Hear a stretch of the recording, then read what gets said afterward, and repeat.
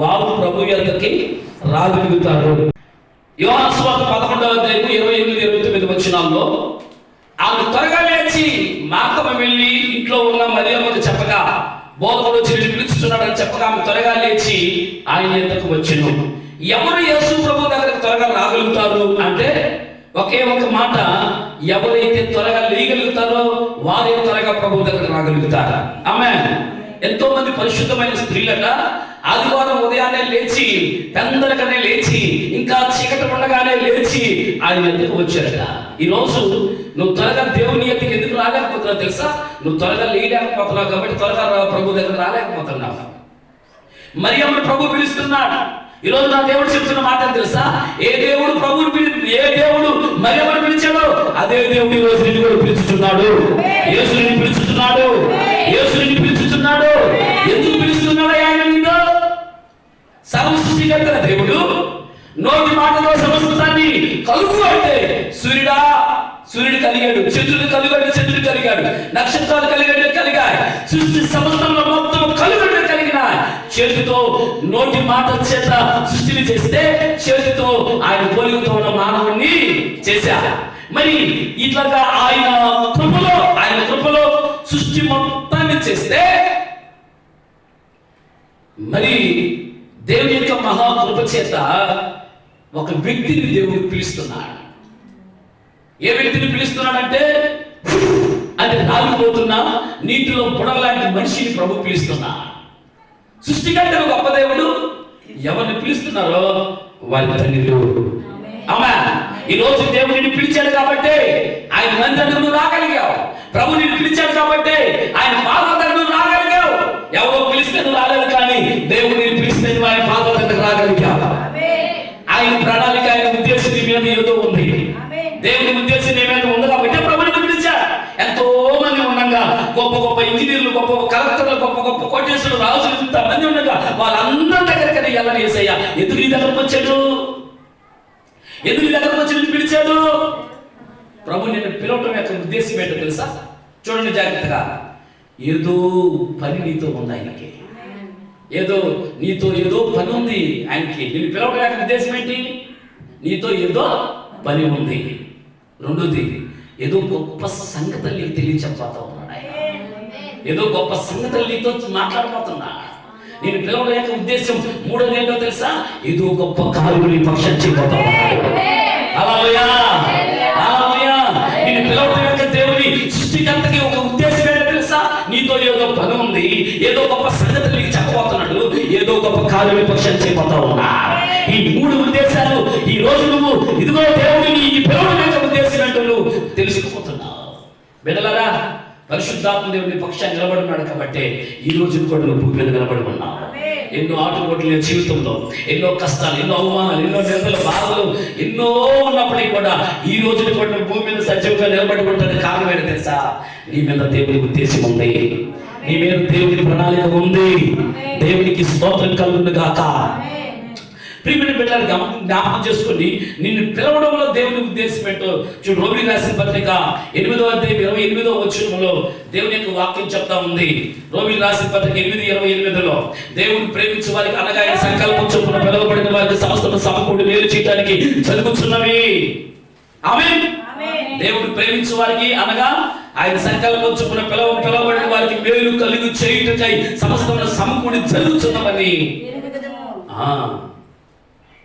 పౌలు చెప్తున్నాడు. అక్కడ ఎవరినైతే దేవుడు పిలిచాడో వారికి మేలు చేయిస్తాడు అని మనం ఎరుగుతామని అంటున్నాడు. ఎవరినైతే దేవుడు ఆయన సన్నిధికి పిలిచాడో వారికి దేవుడు మేలు చేస్తున్నాడని ఎరుగుతాము వాక్యం చెప్తా ఉన్నాడు అక్కడ. అయితే వాళ్ళకి మేలు చేయడానికంట ఇక్కడ చూడండి, సమస్తాన్ని ఏం చేస్తున్నాడంట ఆయన? చెప్పండి. సమస్తాన్ని సమకూరుస్తున్నాడట. సమకూరుస్తున్నాడు మీకు మేలు చేయడానికి. ఎవరిని మేలు చేయడానికి? ఎవరిని దేవుడు ప్రేమిస్తున్నాడో, ఎవరిని దేవుడు పిలిచాడో. ఒకసారి మళ్ళీ అడుగుతున్నా, నేను పిలవటంలో దేవునికి ఉద్దేశం ఏంటి?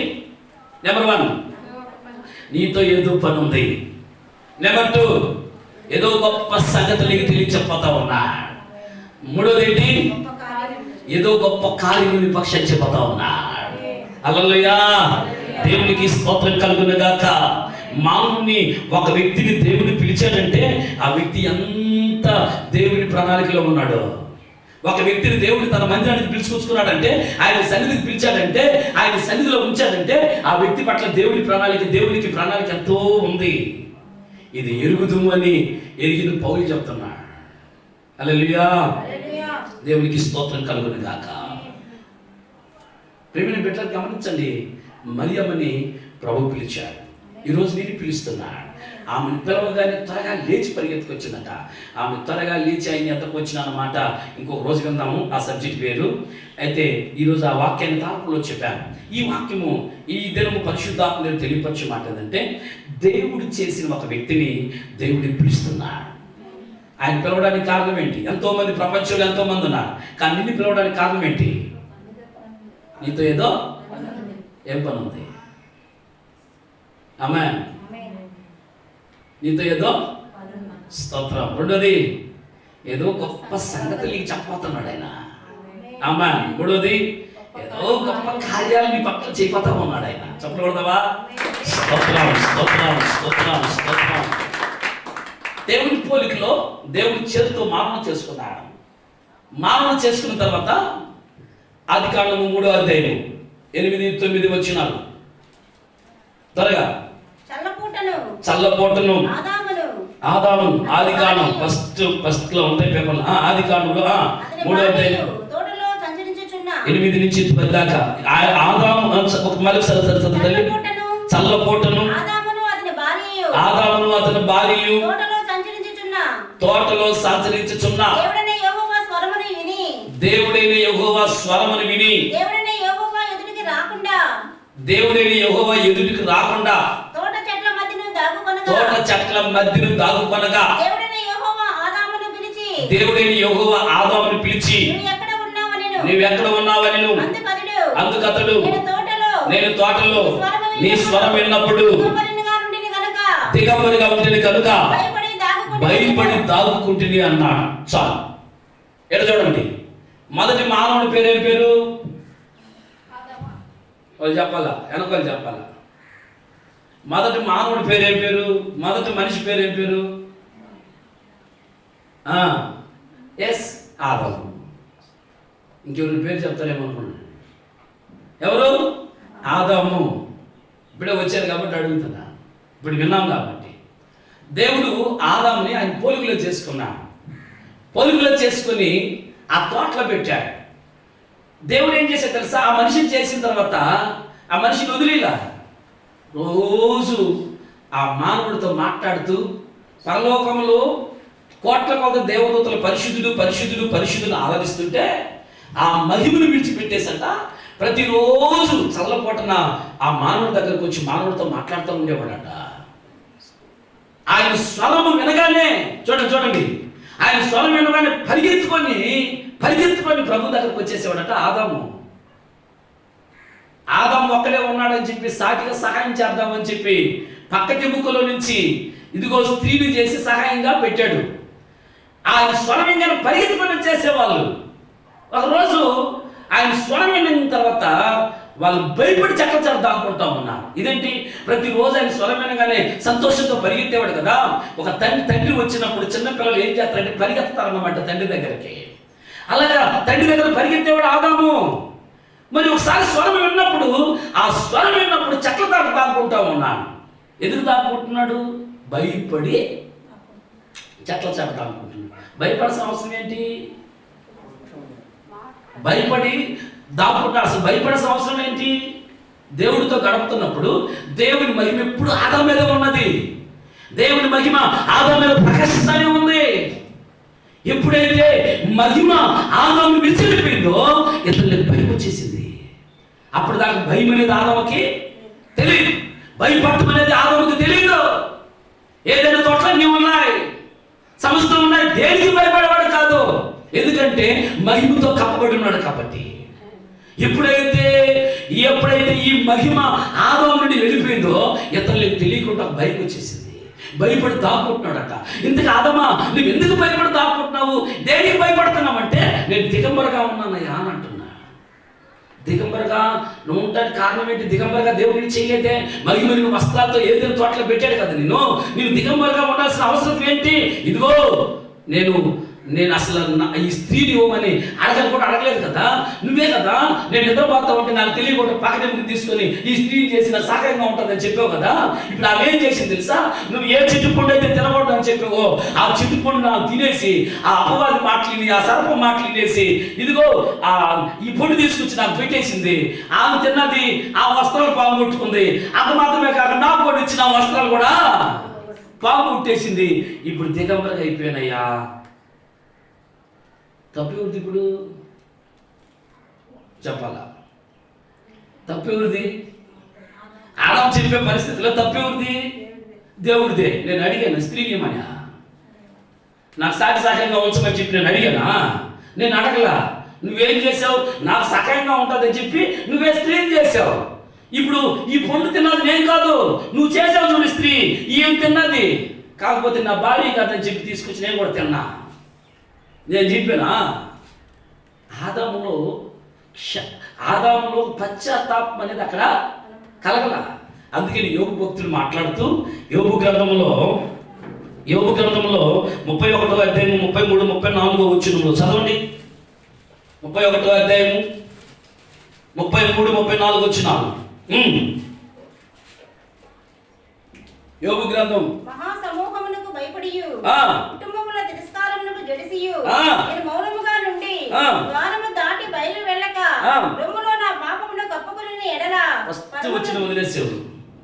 ఫస్ట్ వచ్చిన బైబిల్లో చదివితే కనబడినది. ఫస్ట్ వచ్చిన 33వ వచనం. ఆదాము చేసినట్లు నా దోషములను దాచిపెట్టుకొని. అది ఆదాము చేసినట్లు నా దోషములను దాచిపెట్టుకొని. ఆదాము ఏం చేసినట్టు దోషాలు ఇప్పుడు చెప్పండి. దాచిపెట్టుకున్నాడట. ఏం దోషము? దేవుడు ఏ చిట్టుపండునైతే తినకూడదని చెప్పాడో ఆ చిట్టుపండు తినడము కాక ఇదిగో ఈ పండు తిన్నానయ్యా క్షమించని చెప్పి అడక్క ఏం చేసిన? నువ్వు ఇచ్చిన ఈ స్త్రీ వల్లే కదా నాకెళ్ళి జరిగిందని చెప్పి ఇత మాట్లాడుతూ ఉన్నాడు. దోషాన్ని ఏం చేస్తున్నాడు? నిర్మలక్క లేకపోయి ఏసు రక్తం వచ్చాడు. అప్పుడు స్కూల్కి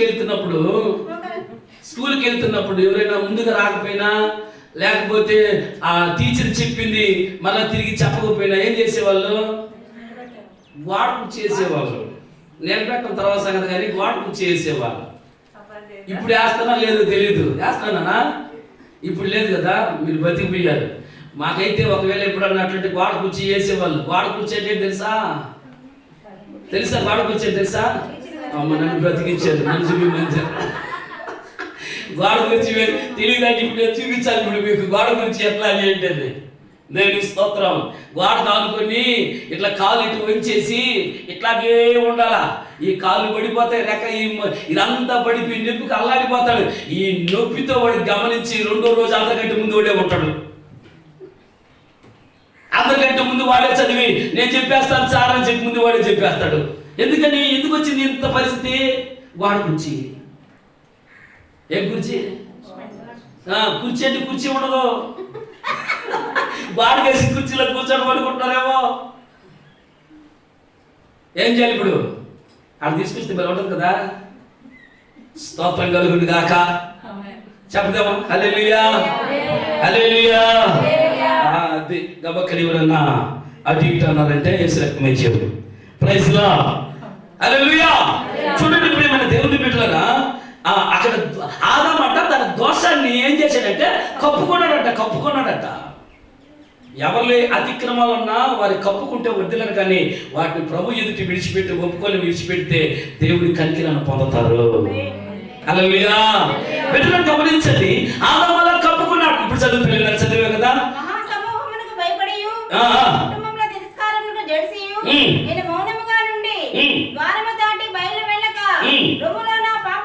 అది రొమ్ములో నా పాపమును కప్పుకొని ఎడలా పరమునున్న దేవుని దృష్టికి నేను వేషధారి నగుదును. చూడండి అక్కడ మాట్లాడుతున్నాడు భక్తుడు. ఏమని మాట్లాడుతున్నాడు? రొమ్ములో నా పాపాన్ని నేను కప్పుకున్న ఎడలా పరమనున్న పరలోకములో ఉన్న దేవుడు నన్ను చూస్తా ఉన్నాడు కాబట్టి ఆయన దృష్టికి నేను ఎట్లా అయిపోతాను, వేషధారణ అవుతాను అని అంటున్నాడు. బైబిల్లో మీకు చెప్పేటప్పుడు ఆ మాటలు టిక్కొట్టుకోవాలా. ఎప్పుడన్నా బైబిల్ తీసినప్పుడు టక్కనది కనబడుతుంది మీకు. ఆమేన్. కాబట్టి ఏం చేయాలా, దేవుడి దృష్టికి నీ వేషధారిగా కనబడకూడదు అంటే నీ బ్రతుకులో మానవుడు బలహీనుడు కనుక ఏదో ఒక పొరపాటు జరిగి ఉన్నప్పుడు ఆ పొరపాటుని దేవుని ఎదుట ఒప్పుకొని దాన్ని విడిచిపెట్టేస్తే దేవుని మహాకృపను కనికరాన్ని పొందుకుంటారు. హల్లెలూయా, హల్లెలూయా. దేవునికి స్తోత్రం కలుగును గాక. కాబట్టి ప్రియమైన దేవుని బిడ్డలారా, ఈ ఆదాము నన్ను క్షమించు ప్రభువా, నీ సన్నిధిలోకి వచ్చినప్పుడే నాకు నిద్ర వస్తుంది, నీ సన్నిధిలో ఉన్నప్పుడే నాకు దరిద్రం పడుతుంది. కొంతమంది అట్లా ఫాలో అవుతుంటారు. స్తోత్రం. దేవుని సన్నిధిలోకి వచ్చినప్పుడు వెలగాల. ఆమె చెప్దామా, ఆమె చెప్దామా. మంటతా ఉన్నప్పుడు చల్లగా ఉందని చెప్పి తడా తూ ఏం చేస్తావా, అంతే మందల. రేపు ఆదివారం చూద్దామంటే కనపడదు కానీ ఆ స్థలంలో ఒక మంటతున్నప్పుడు ఇక్కడ ఎట్టుంది నీకు, ఎప్పుడెప్పుడు ఫ్యామిలీ అంటాం అనిపించే పరిస్థితి ఉంది ఇక్కడ. ఇట్లాంటి పరిస్థితిలో హల్లెలూయా చేతులు చెప్పాలి. హల్లెలూయా. దేవునికి మహిమ కలుగును గాక, అర్థమయ్యే వాళ్ళకి అర్థమగును గాక, స్తోత్రం కలుగును గాక. దేవుని బిడ్డలను గమనించండి. ఈ ఆదాము ఎక్కడ నువ్వు, నీ స్వరం విన్నప్పుడు చెట్ల చేత దాముకున్నాను. రే నీకు చెట్ల చేత దాముకునే పరిస్థితి ఎందుకు వచ్చింది?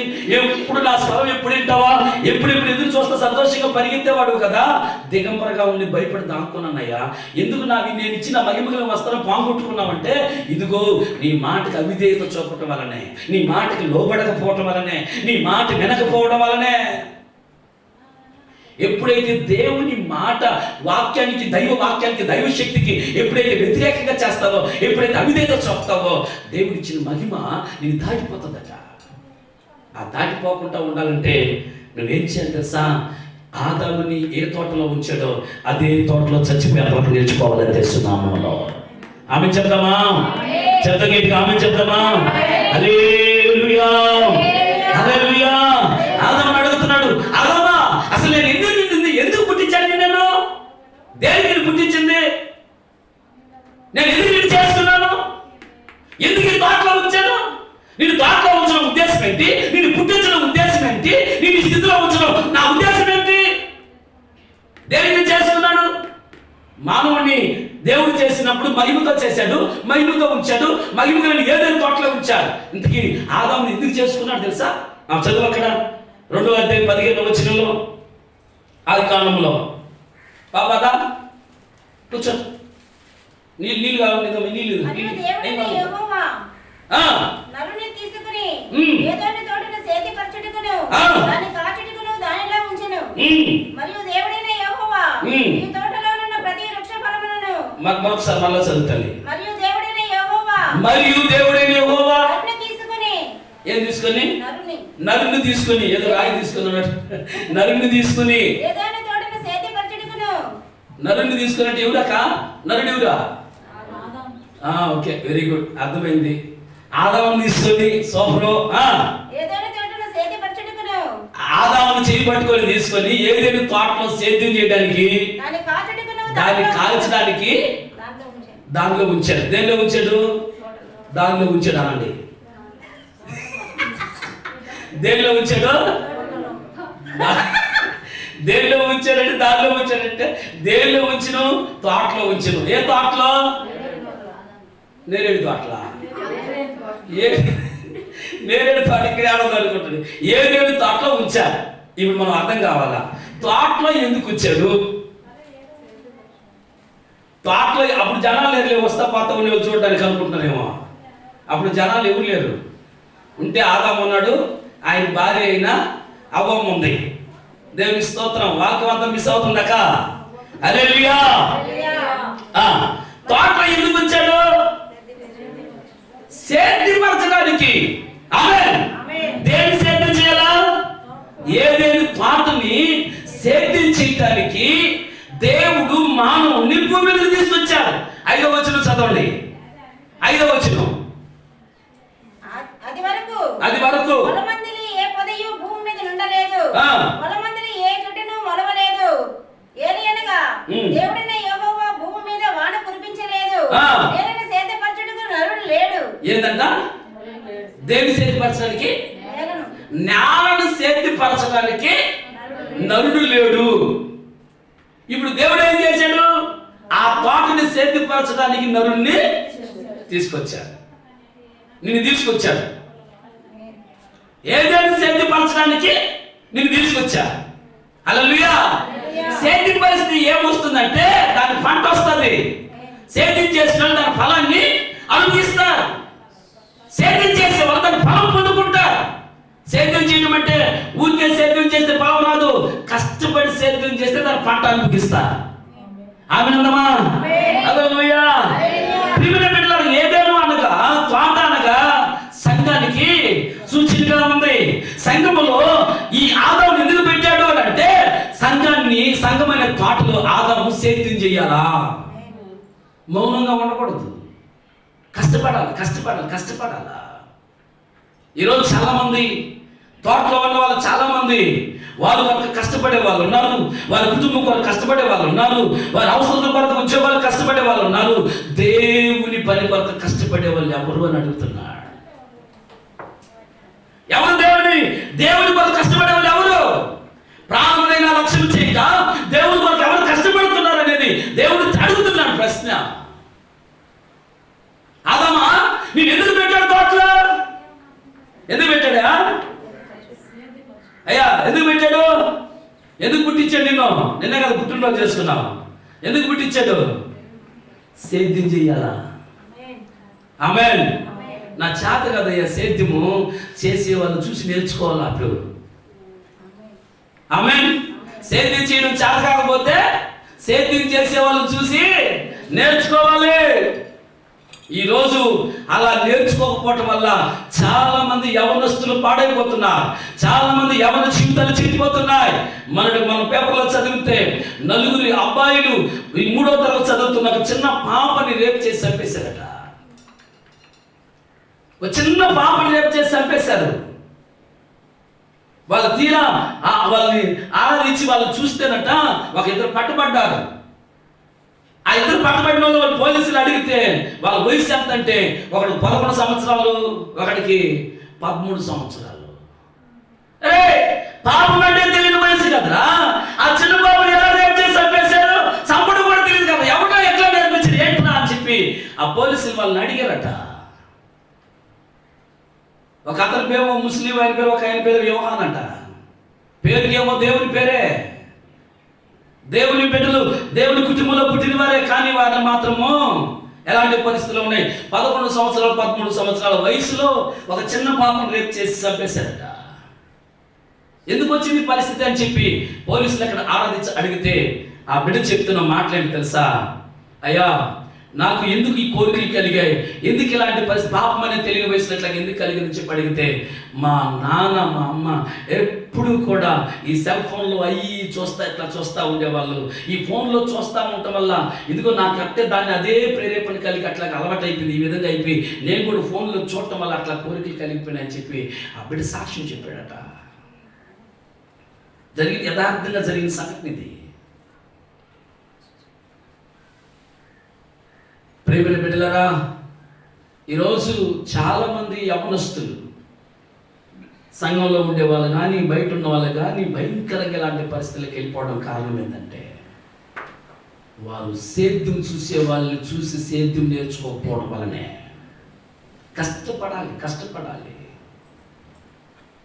మందిరాన్ని చూపుకోవడం కష్టపడాలి, మందిరాన్ని కడుక్కోవడం కష్టపడాలి, బట్టలు వేసుకోవడం కష్టపడాలి, మైకులు పెట్టుకోవడం, మైకులు బాక్సులు తీయటం అన్నీ కష్టపడాలి. కష్టపడినప్పుడే ఆ పంటను దేవుని చేతులు పెడతాడు, ఆ ఫలింపును దేవుని చేతులు పెడతాడు. నువ్వేం కష్టపడకుండా ఇదిగో సిద్ధపరిచిన స్థలంలో వచ్చి నువ్వు కూర్చున్నావంటే నీకు కష్టపడటం లేదు. నీకేమి కష్టం లేదు. కష్టం చేయకుండా సేద్యం ఎలా సేద్యపరచబడుతుంది? ఎలా పంటనిస్తుందమ్మా? దున్నాలా? చెప్పండి. ఒక విత్తనం వేయాలంటే దున్నాలా? దున్నిన తర్వాత విత్తనం వేయాలా? తర్వాత దానికి కావలసిన సముదాయం మొత్తాన్ని సమకూర్చాలా? బిడ్డలారా, గమనించండి. ఈరోజు ఆయన తోటలో సంచరిస్తున్నాడంట. మీరు చదివిన వాక్యంలో దేవుడైన యెహోవా తోటలో ఏం చేస్తున్నాడంట? చెప్పండి ఏం చేస్తున్నాడు? సంచరిస్తున్నాడు. సంచరిస్తున్నాడు అంటే అర్థం ఏంటి? తిరుగుతున్నాడు. తోటలో చాలా చెట్లు ఉన్నాయి. తోటలో చెప్పండి నేను బయటికి రాలేకపోతాను, ఎందుకంటే నన్ను బంధించేస్తుంది. స్తోత్రం కలుగును గాక. హల్లెలూయా. తోటలో చాలా చెట్లు ఉన్నాయి. ఒక చెట్టు ఏమో ఎర్ర చెట్టు, ఒక చెట్టు ఏమో తెల్ల చెట్టు, ఒక చెట్టు ఏమో పచ్చ చెట్టు. చూడండి, ఉన్నాయి, రకరకాల చెట్లు ఉన్నాయి. చూడండి, ప్రతి చెట్టు కాడికి వెళ్ళి తిరుగుతున్నాడు ఆయన. ప్రతి చెట్టు కాడికి వెళ్ళి చూస్తా ఉన్నాడు. ఈ సంవత్సరం ఈ చెట్టు ఏం కాసింది, ఏ ఫలాలు కాసింది, ఎన్ని ఫలాలు కాసింది, ఎంత ఫలం ఇచ్చిందని ప్రతి చెట్టు కాడ చూస్తా ఉన్నాడు. ఒకరోజు ఆకలి కొని అంజూరపు చెట్టు కాడికి వెళ్ళాడు యేసు ప్రభు. అంజూరపు చెట్టు చూసేదానికి చాలా పచ్చగా ఉందంట, పైన బాగా కప్పుకొని. కానీ లోపలికి వెళ్ళి చూస్తే ప్రతి ఆకు చూస్తా ఉన్న ఒక పండు కూడా దాంట్లో కనబడలేదట. అరే యజమాట చెట్టు వేసుకుని ఆకలి కలిగి ఆ చెట్టు కాడికి వస్తే ఆ చెట్టు ఒక పండు కూడా ఇవ్వలేకపోయింది. బాధపడిపోయాడు, పాపం వచ్చేసింది, ఆయనకి చాలా వేదన కలిగిపోయింది. వెంటనే శపించేశాడు ఆ చెట్టుని. ఈ ప్లేస్లో ఒక చెట్టు వేస్తానని చెప్పి శపించేశాడు. ఉదయం వచ్చి వాళ్ళ శిష్యులు చూసేటప్పటికి ఆ చెట్టు ఏమైపోయింది? ఎండిపోయింది. దేవుడిని శపిస్తే ఒక జీవితం ఏమైపోతుందో తెలుసా? దేవుడు ఒక వ్యక్తికి తోడుగా లేకపోతే ఆ బ్రతుకు ఏమైపోతుందో తెలుసా? దేవుడు ఒక వ్యక్తి చేయి పట్టుకొని నడిపించకపోతే ఆ వ్యక్తి జీవితం ఏమైపోతుందో తెలుసా? మరియమ్మ దగ్గరకు వాళ్ళ అక్క వచ్చి పిలుస్తానట. ఆమె త్వరగా లేచి పరిగెత్తుకొని చేసినట్ట. ఇంతకే త్వరగా లేచి పరిగెత్తుకుని ఆయన అద్దకు వచ్చిందట. త్వరగా ఆయన అద్దకు పరిగెత్తుకొని వచ్చేస్తుందట. మరియమ్మ ఎందుకు ఇంత త్వరగా ఆయన పిలిపినగానే ఆయన వచ్చాడు అన్న మాట వినగానే ఎన్ని పనులు, ఎన్ని పరిస్థితులు, ఎలాంటి ఇబ్బందులు ఉన్నా త్వరగా చేసావు ఏంటి మరియమ్మ అని చెప్పి నేను అడిగాను. రాత్రి నాకు నిద్ర పట్ల 1 గంట దాకా ఇక్కడ మేలుకొని అడుగుతామన్నా నేను మరియమ్మని. ఏ మరియమ్మని? హల్లెలూయా. ఇంకెవరు 1 గంట దాకా కూర్చొని అడుగుతామన్నా ఇక్కడ నేను ఆయన వచ్చుచున్నాడని విన్న తర్వాత ఆ మాట విని వెంటనే నేను లేయడానికి కారణం ఏంటి తెలుసా? త్వరగా లేచి ఆయన వద్దకు పరిగెత్తుకొని రావడానికి కారణం ఏంటి తెలుసా? ఇదిగో నేను ఆయనకి విధేయత కలిగిన వ్యక్తిగా ఉన్నాను. ఆమేన్. అంత మాత్రమే కాదు, రెండో మాట కూడా అలా గమ్ముగా ఉన్నా నేను విధేయత కలిగిన వ్యక్తిగా ఉందని చెప్పి గమ్ముగా ఉంటే రెండో మాట వెంటనే నా చెవిలో పొడి చేసిందట. ఇంకోటి ఏంటో తెలుసా? నేను ఆయనకి గౌరవాన్ని ఇచ్చే వ్యక్తిగా ఉన్నాను. ఆమేన్. సరే, రెండో మాట చెప్పి గమ్ముగా నేను గమ్ము అయిపోతే ఇంకో మాట కూడా మాట్లాడుతుంది. ఏంటో తెలుసా? నేను ఆయన సమాధానంతో కలిగి ఉన్నాను. హల్లెలూయా. నేను ఆయన్ని సమాధానంతో కలిగి ఉన్నాను. అందుకే ఆయన వచ్చి ఉన్నాడని వినగానే ఆ మాట నా చెవిలో పెడగానే నేను ఏ పనిలో ఉన్నా త్వరగా లేదని కారణం ఏంటి తెలుసా? త్వరగా లేచి పరిగెత్తుకొని ఆయన అందుకోవాలని కారణం ఏంటి తెలుసా? నేను విధేయత కలిగిన వ్యక్తినే, నేను గౌరవించే వ్యక్తి, దేవుణ్ణి గౌరవించే వ్యక్తినే, నేను ఆయనతో సమాధానంగా జీవించే వ్యక్తినే. ఈ 3 విషయాలు నేను తర్వాత చెప్తాను. యేసుని పిలుచుచున్నాడు. యేసుని పిలవడం యొక్క ఉద్దేశం నీతో ఏదో పని ఉంది. యేసుని పిలవడానికి కారణం నీతో ఏదో గొప్ప సంగతిని చెప్పబోతా ఉన్నా. ఆయన్ని పిలవడం యొక్క ఉద్దేశం ఏదో గొప్ప కార్యం పక్షం చేయబోతా ఉన్నా. ఆయన నీతో చెప్పబోతున్న మాట, నీకు అప్పగిస్తున్న పని, నీ పట్ల గొప్ప కార్యం చేయబోతున్న కార్యమును నువ్వు ఎప్పుడైతే త్వరగా లేచి పరిగెత్తుకొని వస్తావో ఇవి పొందుకుంటావుగా తెలుసున్నా మనలో. ఎప్పుడైతే నువ్వు త్వరగా లేచి ఆయన వద్దకు నువ్వు రాలేవో ఇవి కోల్పోతావు. ఒకవేళ ఇంకా కోల్పోతా ఉన్నావేమో, ఎప్పుడో పొందుకోవచ్చినాయి, ఎప్పుడో నువ్వు పొందుకోవాల్సిన అనుభవాలు ఒకవేళ ఇంకా పొందుకోలేదేమో. ఏదో పనుంది దేవుడిని పిలవడానికి కారణం. దేవుడు పిలిచిన వారికి మేలు చేయడానికి సమస్తాన్ని సమకూడి జరుగుతుందని విన్నావు కదా. దేవుడు చేయాల్సిన మేలు నీ జీవితం ఇంకా జరగటం లేదేమో. ఒక ఆమె చెప్తుంది, అన్ని మేలు చేశాడయ్యా, అడిగినా జరుగుతా ఉందయ్యా, ఇది ఒక్కటి జరగట్లేదయ్యా నా జీవితంలో అంటా ఉంది ఒక ఆమె. ఇంకొక ఆయన అంటా ఉన్నాడు, అన్ని వింటున్నాడయ్యా, అన్ని ప్రార్థన జవాబిస్తా ఉన్నాడయ్యా, ఈ ప్రార్థనకు జవాబు రాలేదయ్యా అని అంటా ఉన్నా. ఆయన ఏం చెప్తున్నాడు? ఆ మాట వినగానే త్వరగా లేచేసిందట. హల్లెలూయా. త్వరగా లేటులో ఉద్దేశం 3 ఉద్దేశాలు చెప్పాను. నెంబర్ 1 నెంబర్ 2 గౌరవం. దేవునికి ఎంతో గౌరవాన్ని ఇస్తుంది. దేవుడిని గౌరవించే ప్రతి వ్యక్తి సేవకుని గౌరవిస్తారు. ఆమేన్. నువ్వు దేవుడికి గౌరవాన్ని ఇవ్వకపోతే సేవకునికి గౌరవాన్ని ఇవ్వలేవు. నువ్వు దేవుడికి విధేయత చూపకపోతే సేవకునికి విధేయత చూపలేవు. దేవుడితో సమాధానం కలిగదట. దేవుడితో సమాధానం కలిగిన ప్రతి వ్యక్తి అందరితో సమాధానం కలిగి ఉంటారు. సంఘంలో ఎంతమంది వచ్చినా కూడా, ఇదిగో ఎంతమంది ఉన్నా కూడా, వెనకున్న వ్యక్తిని, పక్క ఉన్న వ్యక్తిని, ముందున్న వ్యక్తిని ఎట్లా ప్రేమిస్తావో, ఎంతమంది ఉన్నా అదే ప్రేమ అందరితో చూపిస్తావు. దేవుడితో సమాధానం కలిగి ఉన్నప్పుడు, దేవుడితో విధేయత కలిగినప్పుడు అందరితో విధేయత కలిగిన వ్యక్తిగా ఉంటావు. దేవుడితో నువ్వు గౌరవం చూపిస్తే అందరికీ గౌరవంగానే ఉంటావు. ఒక వ్యక్తిని నేను చూశాను. ఆ వ్యక్తి మురికిలో పడిపోతా ఉండేవాడు, పెంట దెబ్బల్లో పడిపోతా ఉండేవాడు, రకరకాల స్థలాల్లో పడిపోతా ఉండేవాడు. మరి ఇది పెంట అని చెప్పి కూడా తెలియకుండా అయినా పెంట మీద కూర్చునేవాడు. కారణం ఏంటి? తాగేసి గందరగోళమైన పరిస్థితుల్లో ఇది తాగుబోతుడని, ఇది చెడిపినోడని, ఇది దొంగని, ఇది వ్యభిచారని, ఇలా రకరకాలుగా కొట్టబడుతున్న అనుభవంలో అగౌరవంగా ఉన్న ఆ వ్యక్తిలోకి దేవుడు ఎప్పుడైతే దిగొచ్చాడో అగౌరవాన్ని గౌరవంగా మార్చేశాడు. ఆమేన్. కొట్టబడిన వారే రే చాలా మారిపోయిందిరా, రే చాలా మారిపోయాడురా, అరే ఇంతకుముందు వీరు ఇప్పుడు చాలా పద్ధతి వీరురా, అరే ఇంతకుముందు మాట్లాడినట్టు మనం మాట్లాడకూడదు, ఇంతకుముందు రకరకాల మాట్లాడినట్టు మాట్లాడకూడదు, ఇప్పుడు మనం గౌరవము. అరే పెంట కుప్పల మీద అల్లాడిపోతున్న నీ జీవితంలో ఇంత గౌరవం ఎట్టొచ్చింది? యేసు నీ బ్రతుకులోకి వచ్చాడు కనుక, యేసయ్య నీ జీవితంలోకి వచ్చాడు కనుక. కొట్టబడిన గాడిదని అంతమంది చీపో అని అంటా ఉంటే వీళ్ళందరూ కొత్త పడలు తీసుకొచ్చి గాడి కింద పరుస్తాను, నాకు కూడా దుఃఖమ్మని. ఎందుకు వచ్చినంత విలువ అంటే గాడి మీదకి యేసయ్య వచ్చాడంట. నీ బ్రతుకులోకి యేసయ్య వచ్చాడు. ఏమన్నాను ఇప్పుడు? ఓరి నాయన, ఎంత స్పీడ్గా చెప్తున్నారో, వెనకోలు ఎంత ఫాస్ట్గా చెప్తున్నారో. యేసయ్య నీలోకి వచ్చాడు. మరొకసారి ఓరి నాయన, యేసయ్య నీలోకి వచ్చాడు. హల్లెలూయా. యేసయ్య నీలోకి వచ్చాడంటే ఎట్లా తెలుసా? ఎగిరి ప్యాన్ పెట్టేసుకోవాలా, అంత ఉద్యమం వచ్చారు ఇస్లాంలో. కదా కదే. పిల్లలు గమనించండి, దేవుని యొక్క వాక్యం చెప్తూ ఉంది. మరియమ్మ అంట త్వరగా లేచిందంట.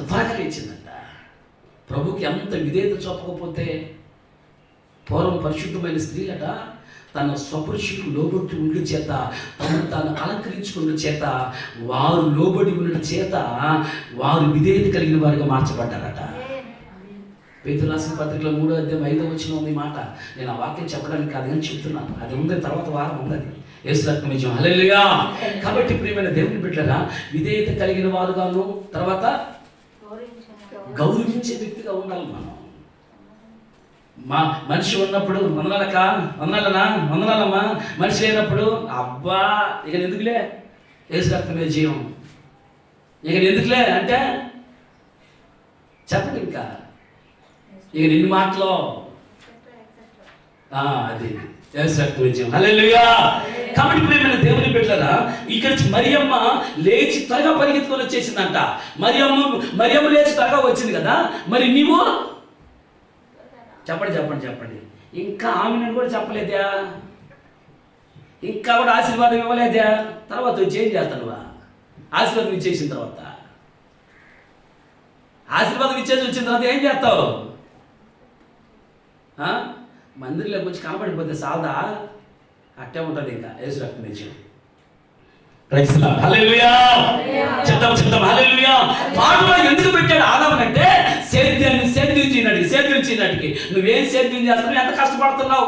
అది ఈ రోజు నీ దగ్గరకు వచ్చిన ప్రశ్న. నువ్వు ఎంత కష్టపడితే ఎంత ఫలింపుని దేవుడు కనిపెట్టావు? ఎంత ఫలింపుని తిని నీలో ఉన్న ఫలింపుని దేవుడు ఎంత తీసుకుంటున్నాడు, ఎంత చూస్తున్నాడు? ఫలాలు చూడాలనుకుంటున్నాడు. ఏం ఫలాలు? ఆత్మ ఫలాలు. ఏంటి ఆత్మ ఫలాలు? ఆత్మ ఫలాలు అనగా నా మెడకే తిరిగిపోద్ది ఈ సైడ్కి. ఈ సైడ్ తిరిగిపోద్ది. ఈ సైడ్ ఎక్కడ ఆగిపోతాడు నా భయం, అందుకే ఈ సైడ్ తిప్పతా. ఎందుకంటే వాళ్ళకి టక్కని చెప్తారు కదా. స్టార్టింగ్ అందరూ కలిసి ఒకరంటే మళ్ళీ చిక్కిపోతారేమో. వెరీ గుడ్ నాన్న. ప్రేమ చెప్పండి, సమాధానము, సంతోషము. సంతోషం లేక దీర్ఘశాంతనాడా? సంతోషము, తర్వాత దీర్ఘశాంతము, దయాలత్వము, మంచితనము, విశ్వాసము. అది ఎక్కడ పోయింది మళ్ళీ? విశ్వాసము, సాత్వికము, ఆశా నిగ్రహము. సాత్వికము కాదు, సాత్వికము, ఆశా నిగ్రహము. దేవునికి స్తోత్రం కలుగును గాక. హల్లెలూయా. ఎన్ని ఫలాలు? 8. అవునులేదు, నాకు విశ్వాసం తీసేసాం కాబట్టి ఒక పోయి అయితే. ఎన్ని ఫలాలు? 9 ఫలాలు ప్రతి చెట్టు కూడా సంచరిస్తున్నాడట ఆయన. నువ్వు చదివిన వాక్యంలో ఇప్పుడు వస్తే అర్థం కాదుగా, మళ్ళీ ఫస్ట్ నుంచి రాలేగా. దేవునికి స్తోత్రం. హల్లెలూయా. ప్రతి చెట్టు కాడ ఏం చేస్తున్నాడట ఆయన? సంచరిస్తున్నాడు, తిరుగుతున్నాడట. ఈ 9 ఫలాలు ఏ చెట్టులో ఉన్నాయా? ఏ చెట్టులో ఉన్నాయా? ప్రేమ అనే ఫలం ఏ చెట్టులో ఉంది? ఆమేన్. తర్వాత సంతోషం అనే ఫలం ఏ చెట్టులో ఉంది? ప్రతి ఫలం కోసం దేవుడు ప్రతి చెట్టు చుట్టూ తిరుగుతున్నాడట. సంచరిస్తున్నాడు ఆయన, సంచరిస్తున్నాడు. ఈరోజు ఈ స్థలంలో సంచరిస్తున్నాడు. సంచరించి వెళ్ళి మళ్ళా రాబోతున్నాడు ఆయన. మొదట లేదని చెప్పి ఆడికి వచ్చినప్పుడు ఆ చెట్టులో ఫలాలు లేవు. తోటమాలు ఉన్నాడు అక్కడ, ఆదాములాగా. ఈ చెట్టుని కొట్టే ఇంక వద్దు, ఏంది ఈ చెట్టుని కొట్టే ఇంక వద్దు అని చెప్పేసి ఆయన బాధేసి కోపేసి తోటమాలకి చెప్తా ఉన్నాడు, ఈ చెట్టుని కొట్టేసి అని. ఆ తోటమాల ఏం చేస్తున్నాడు తెలుసా? అయ్యా చెప్పాలి మీరు ఇంకా. అయ్యా అయ్యా అయ్యా యజమానుడా, ఇన్ని రోజులు, ఇన్ని నెలలు, ఇన్ని సంవత్సరాలకి ఈ చెట్టుని కాపాడానయ్యా. నీ వచ్చే లోపల ఈ ఒక్క సంవత్సరం కూడా ఉండి నిమ్మయ్యా, ఖచ్చితంగా ఈసారి వచ్చే లోపల ఖచ్చితంగా శ్రేష్టమైన పంట ఈ చెట్టులో నువ్వు చూస్తావయ్యా. ఆమేన్, ఆమేన్, ఆమేన్. యజమానుడు ఆ చెట్టు నరికిమంటుంటే ఎందుకు నరికిమన్నాడు? 15 సంవత్సరాలైంది ఈ చెట్టు నాటే, ఒక్క పాటలే. వచ్చినప్పటి నుంచి ప్రార్థిస్తే ఇదిగో వాళ్ళు పాడు, అవతల పాడమను, ప్రార్థనిస్తే వాళ్ళు చేయమని నేను చేయలేను, వాళ్ళు చేయమను, ఒక్క తోడు లేదు. ప్రార్థన చేయమంటే లే, పాట పాడమంటే లే, డ్రమ్ము కొట్టమంటే లే, మైలు పెట్టమంటే లే, పట్లేమంటే లే. ఏ ఫలం ఉంది నీలో? ఏ ఫలం ఉంది? భోజనం సిద్ధపరిస్తే భోజనం కాడ కూర్చునే ఫలం ఉందా? ఇంకెవరు తినలేరనా? నీలో భోజనాన్ని చూస్తున్నాడు ఆయన, నీలో ఫలాన్ని చూస్తున్నాడు ఆయన, నీ ద్వారా ఆకలి తీర్చుకోవడానికి చూస్తున్నాడు ఆయన. నువ్వు ఆయన ఆకలి తీర్చగలిగితే జీవిత కాలం అంతా సరిపోయి ఆకలి తీర్చే దేవునితో వచ్చేస్తాడని తెలుస్తున్నావు. హల్లెలూయా. ఆయన ఏ పూట వస్తాడో, ఏ సమయంలో వస్తాడో, ఆ వచ్చిన సమయంలో నువ్వు ఆయన ఆకలి తీర్చే చాలు, నీ బ్రతుకు తిరగలను ఆకలి తప్పిపోవడం ప్రతిపాదన వేస్తున్నావు. గట్టిగా చప్పట్లో దేవునికి స్తోత్రం కలుగును గాక. ఆయన వచ్చిన సమయంలో ఆకలి తీర్చే చాలు, నీ బ్రతుకు తిరగలనే కూడా ఆకలి తప్పులు ఎక్క ప్రతిపాదన వేస్తున్నాము. అలాంటి కొద్ది లేని వ్యక్తిగా, అందరి ఆకలి ఇచ్చే వ్యక్తిగా దేవుడు వేసుకుంటాడు. నేను వేస్తున్నావు. హల్లెలూయా, హల్లెలూయా. ఇప్పుడు చెప్పండి చెప్పండి చెప్పండి చెప్పండి. సేద్యం ఏం చేయాలంటే, ఆదాము ఏం చేయాలి? తోటలు ఎందుకు పెట్టాడు? సేద్యం చేస్తే ఏమొస్తుంది? ఫలాలు వస్తాయి. కష్టపడాలి కదా.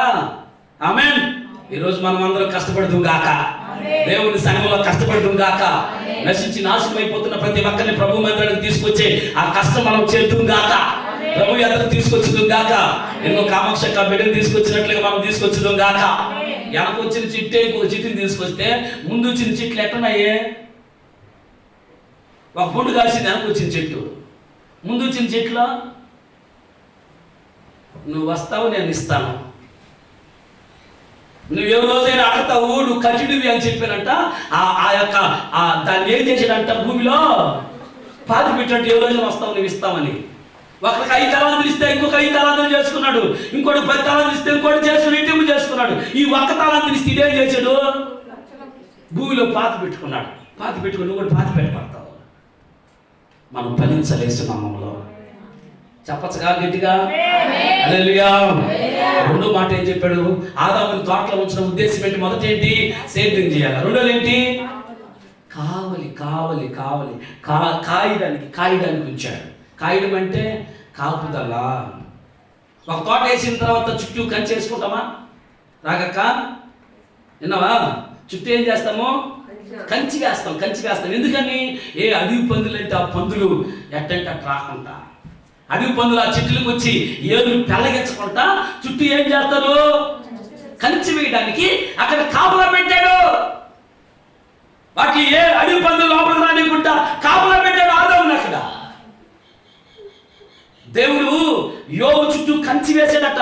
ఒకరోజు అపవాది దేవుడి దగ్గర మీటింగ్ జరుగుతుంటే నల్లగా నల్లగుడ్లు వేసుకుని వెళ్ళిపోయాడట చల్లగా. దేవుడికి తెలియదా? రే ఎక్కడి నుంచి వచ్చావని అడిగితే నేను భూమి మీద అటు ఇటు తిరగతాను వచ్చాను అన్నాడు. అటు ఇటు తిరిగి ఏం పంట నీకు? అటు ఇటు ఎందుకు తిరుగుతున్నావు? చెప్పాలా? ఎస్తేరమ్మ కుటుంబాన్ని నాశనం చేయాలా? సుహాసనమ్మ కుటుంబాన్ని నాశనం చేయాలా? శైలమ్మ కుటుంబాన్ని చెప్పండి. అపవాది పని ఏం పనిమా? అదే కదా చెప్పండి. అపవాది పని అదేనా కదా? అటు ఇటు తిరుగుతా ఉంటాడంట. అటు ఇటు ఇదే పని వాడి పని. నువ్వెందుకు అటు ఇటు తిరుగుతుంటే వాడి పని ఇదన్నమాట. అటు ఇటు సరే అటు ఇటు తిరిగేవాడు కదా నువ్వు. పిలవకుండా పేరంటానికి వచ్చేసేవాడు కదా నువ్వు. సరే ఇప్పుడు భూమి మీద నా భక్తులను యోబు గురించి నువ్వు ఆలోచించావా అని అంటే యోబేవి చాలా గొప్పవాడుగా ఆశీర్వదించబడ్డాడు అని అన్నాడు. నువ్వు ఆశీర్వించావు కాబట్టి ఆశీర్వించబడ్డాడు. అతని చుట్టూ కంచి చదువు. మాట చదువు తొందరగా. ఈ మాట చదువు ప్రార్థన చేసుకున్న యోబు గ్రంథం 1వ అధ్యాయము. యోబు గ్రంథం 1వ అధ్యాయము 10-11 వచ్చినాను. నీవు అతనికి అతని ఇంటికి కలిగిన సమస్తమును చుట్టూ కంచి వేసితివి కదా. ఆమేన్. అతని అన్న పేరులో ఎవరు రావాలా? నీ పేరు వచ్చేయాలా? ఇప్పుడు చదువు. హల్లెలూయా. నువ్వు అతనికి అని చెప్పావు కదా. అతనికి అతని ఇంటి వారికి శైలమా చెప్పు. శైలమ్మకును నీ పేరు చెప్పాకరా. నువ్వు కూడా శైలమ్మ పేరు చెప్పురా. నీ పేరు చెప్పండి. చెప్పండి. శైలమ్మకును అతనికి అతని ఇంటి వారికి అతనికి కలిగిన సమస్తమును కంచి వేసింది కదా. బా, ఎవరు కంచేశారు? చెప్పండి ఎవరు కంచేశారు? నేను చూస్తున్నాను నీ చుట్టూ దేవుడు కంచేస్తున్నాడు. తెలుస్తున్నాము. హల్లెలూయా. నీ చుట్టూ ప్రభు కంచి వేస్తున్నాడు. ఎందుకో తెలుసా? ప్రతి నిత్యం దేవుడి సన్నిధికి వచ్చి శక్తి పొందుకుంటున్నావు కనుక, బలాన్ని పొందుకుంటున్నావు కనుక. ఈ బలం పొందుకున్న సంవత్సరం 300 నక్కలు పట్టుకొని 2 పాకలు ముడేసి ఇదిగో ఫిలిస్తీన్ల మాట తగలబెట్టడానికి పంపించేసాడట. ఎన్ని నక్కలు? చెప్పండి. ఎన్ని నక్కలు? 300 నక్కలు. ఒక నక్క పట్టుకోవాలంటే ఎవరు పట్టుకుంటారో? నక్కను చూస్తే పరిగెత్తుకొని వెనక్కి వెళ్ళిపోతారేమో. ఎందుకని? నక్క పైన పడి పెరగతది తోక పట్టుకుంటే. కానీ సంసోను చూసి ఈ నన్ను ఒక సింహాన్ని 2 సింహాన్ని ఇట్లా చీల్చి పారేసాడే, నన్ను కూడా మేకను చీల్చినట్టు చీల్చేస్తాడే, నేను సంసోను మాట వినాలని చెప్పి తోకిస్తున్నాను సంసోనికి. గట్టిగా అయ్యానండి. స్తోత్రం. నువ్వు పట్టుకుంటే ఎందుకు నాకెందుకు లోపడుతుంది సంసారం అంటే సంసోన్లో ఉన్న బలం, సంసోన్లో ఉన్న శక్తి, సంసోన్లో ఉన్న ప్రతిష్ఠత. హల్లెలూయా. నక్క లోబడిపోతుందట. అందుకనే ఈ నక్కనే అపవాది నీకు లోబడాలంటే నువ్వేం చేయాలా? దేవుని సన్నిధిలో ఉన్న బలాన్ని పొందుకోవాలా? దేవుని సన్నిధిలో ఉన్న శక్తిని పొందుకోవాలా? దేవుని శక్తిలో ఉంటే ప్రతి అపవాదిని తొక్కి పడత వేస్తున్నాము. కోడి నుంచి ఒక ఆటో వచ్చింది అందాక భయంకరంగా అంట అలాంటి వచ్చేది. నేరుగా మందులోకి తీసుకొస్తే ఎంత గొప్పగా ఆడుతుందాడా. చేయి పెట్టగానే వెళ్ళిపోతా నేనేం చేయబాక వెళ్ళిపోతా అని అంటా ఉంది. సరేనా నీ పని మళ్ళీ చెప్తా కానీ మళ్ళీ వస్తా ఉండి అని చెప్పేసి వచ్చా. ఆడ బిడ్డేసి వచ్చి చర్చిగాడ. స్తోత్రం కలుగుతుంది గాక. హల్లెలూయా. మన శక్తి చేత మన బలం చేత ఏం చేయలేము. దేవుని శక్తి చేత ప్రతి నక్కని పట్టుకోగలుగుతాం. వేస్తున్నాము. హల్లెలూయా. దేవునికి మహిమ కలుగును గాక. నీవు అతనికి అతని ఇంటికి అతని సమస్త కలిగిన అంతటికి ఏం వేసావు? కంచి వేసావు కదా. నువ్వు చెప్పాలా? నాకును, నా బిడ్డలకి, నా కుటుంబాన్ని, నాకు కలిగిన ఆస్తికి, నా ఉద్యోగానికి, నేను చేస్తున్న ప్రతి పనికి నా దేవుడు కంచి వేస్తున్నాడు అని అంటంలో కొంతమంది. నిద్ర వస్తుందా? హల్లెలూయా, హల్లెలూయా. దేవునికి స్తోత్రం కలుగును గాక. గట్టిగా చెప్పాలా? గట్టిగా చెప్పాలా? సౌండ్ కొంతమందిలో వస్తుంది, కొంతమంది మాత్రం హల్లెలూయా. రాత్రి తిన్న బిర్యానీ అడిగినట్లేదు. యేసురత్నమే చెప్పు, దేవునికి మహిమ కలుగును గాక. చూడండి ప్రేమల దేవుని బిడ్డలారా, కంచి వేస్తున్నాడట. రెండోది ఏం చేస్తున్నాడు? నాయన చదువుతలే, నీవు అతని చేతి పనిని దీవించుట అది నీ పేరు పెట్టి అక్కడ చదివి విశ్వాసంతో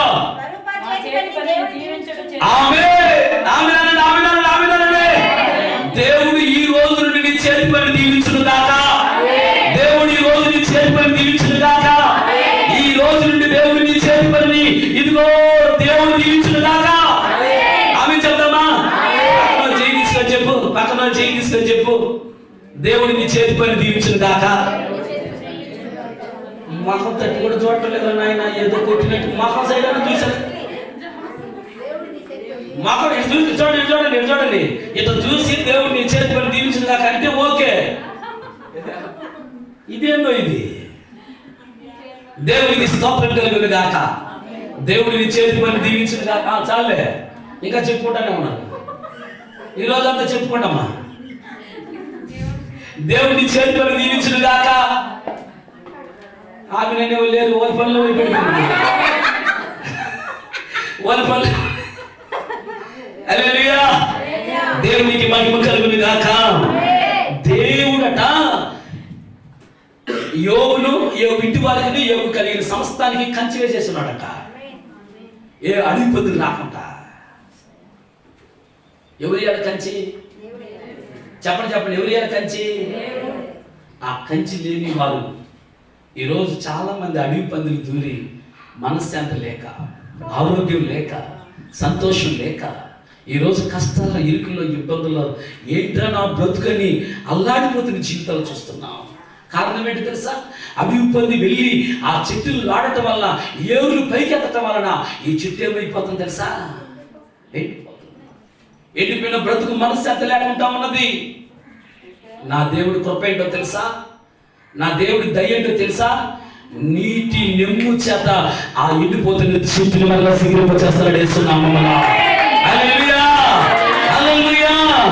ఆయన నెమ్ము చేత, ఆ నీటి ఓట చేత చచ్చిపోతున్న చెట్టుని మరలా తిరిగి బ్రతికించగలుగుతున్నాడు ఆయన. ఎప్పుడు తెలుసా? ఆయన నీ ఎప్పుడైతే కంచి వేసుకుంటావో, అంటే దీని అర్థమేంటి తెలుసా? నీ ఆత్మీయ జీవితానికి ఎప్పుడైతే నువ్వు కంచి వేసుకుంటావో, ఏ అడవి పందిని ఏమి చేయలేదు, ఏ అపవాదిని ఏమి చేయలేదు, ఎవడ వచ్చి నీ ఏమి చేయలేదని తెలుస్తున్నాము. దేవుని మహిమ ఆదాములో ఉన్నప్పుడు ధైర్యంగా వెళ్తున్నాడు. మహిమ ఎప్పుడు దాటిపోయిందో అని నీకు భయపడిపోతున్నాడు. నువ్వు భయపడాల్సిన అవసరం లేదు. రాజు నీతో ఉన్నాడు, దేవాది దేవుడు నీతో ఉన్నాడు, మహిమ కలిగిన దేవుడు నీలో ఉన్నాడు. నీకు చేయలే, నీకు చేయలే. నీ చుట్టూ ఖర్చు వేస్తున్నాడు ఆయన. నీ పనిని తీర్చబోతున్నాడు. నువ్వు ఏ పని చేసినా యేసునామములో చేయలే. నీ కుటుంబం జయంగా ఉండును గాక, జయకరంగా ఉండును గాక, ఆశీర్వాదకరంగా ఉండును గాక, ప్రభువులో నిలుచును గాక, ప్రభువులో ప్రభువులాగా ఎత్తబడే సంఘముగా ఉండును గాక. దేవునికి స్తోత్రం కలుగును గాక. నేను అడిగాను యోబు, యోబు అయ్యా భక్తుడా, మా పితరుడా, నీ చుట్టూ దేవుడు ఖర్చు పెట్టడానికి, నిన్ను అంత గొప్పగా దీవించడానికి కారణం ఏంటంటే, యోబు అంటున్నాడు, నేను దేవుని ఎందుకు భయభక్తులు కలిగిన వాడును, నేను యథార్థవంతుడును, నేను నీతిమంతుడు, నీతి న్యాయం కలిగిన వాడును, ఇదిగో చెడుతనాన్ని విసర్జించబడిన వాడును అంటూ ఉన్నా. యోబు దగ్గర పలుకుతున్న సాక్ష్యం అది. యోబే చెప్తున్నాడు అంటే దేవుడు కూడా చెప్తున్నాడు ఆ సాక్ష్యం. ఆమేన్. దేవుడిని దీవించును గాక. ప్రభు త్వరగా రాబోతున్నాడు. ఎవరి కోసం రాబోతున్నాడు తెలుసా? ఏ చెట్టు చుట్టూ కంచి వేయబడిందో, ఏ వ్యక్తి సేద్యం చేస్తున్నారో, ఏ వ్యక్తి తన ఆత్మీయ జీవితాన్ని కాపాడుకుంటున్నారో వాళ్ళ కోసం ప్రభు రాబోతా ఉన్నాడు.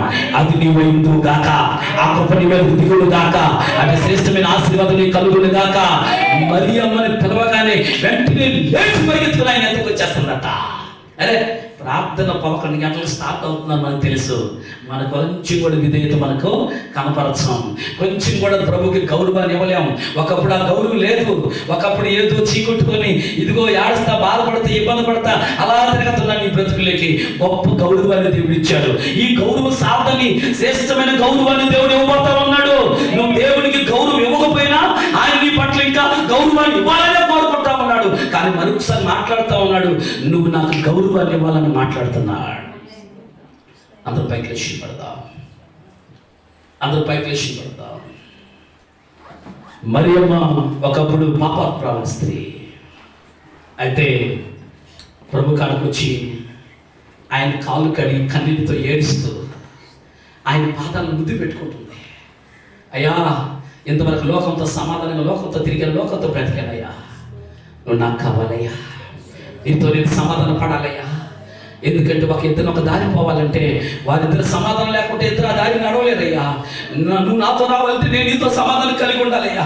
నేను నీతో రావాలంటే నువ్వు నాతో సమాధానం కలిగి ఉండాలి. ప్రభా, దేవుడితో నీకు సమాధానం కలుగును గాక, ప్రభుతో నీకు సమాధానం కలుగును గాక. ఈ వాక్యానికి విధేయత కలిగి ప్రభు సమర్పించుకుందాం గాక. అందరూ స్తోత్రాలు చెప్తాం. బిగ్గరగా ఒకసారి బిగ్గరగా స్తోత్రాలు చెప్తూ ప్రభుతో మాట్లాడదామా, ప్రభుతో మాట్లాడదామా, దేవునితో మాట్లాడదామా. స్వరాలు ఎత్తి చెప్తామా అందరూ.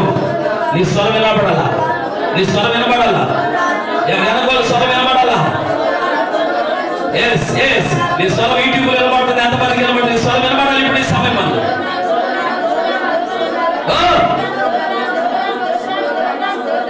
నువ్వు లేకపోతే నేను బ్రతకలేని ప్రభు చెప్పండి దేవునితో. ఎన్ని బాధలున్నను, ఇబ్బందులైనా, ఎంత